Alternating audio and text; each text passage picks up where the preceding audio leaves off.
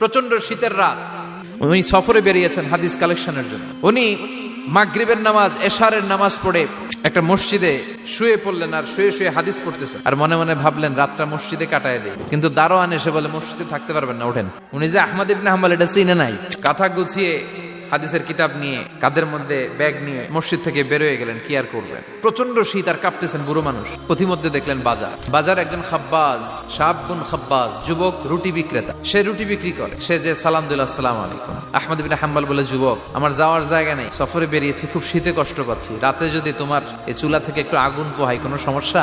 যুবক বলে, না না, সমস্যা না, আহলান ওয়া সাহলান, বসে আমদের আসেন আসেন, আপনি আগুন পোহাইলে আমার সমস্যা কি? আল্লাহ শুকরিয়া করে উনি বসলেন আর আগুন পোহাচ্ছেন। আর খেয়াল করলেন যুবক রুটি বানায় আর পরে আস্তাগফিরুল্লাহ, রুটির দলা বানায় পরে আস্তাগফিরুল্লাহ, খামির বানায় আর পরে আস্তাগফিরুল্লাহ, খালি এইটাই পড়তেছে। ইমাম আহমদ ইবনে হাম্বল তো অবাক, কিরে এটা আবার কেমন যুবক, খালি আস্তাগফিরুল্লাহ। উনি প্রশ্ন করলেন, যুবক, ঘটনা কি? আসার পর থেকেই তোমার দেখতেছি তুমি রুটি বানাও, রুটি বিক্রি করো আর পড়ো আস্তাগফিরুল্লাহ।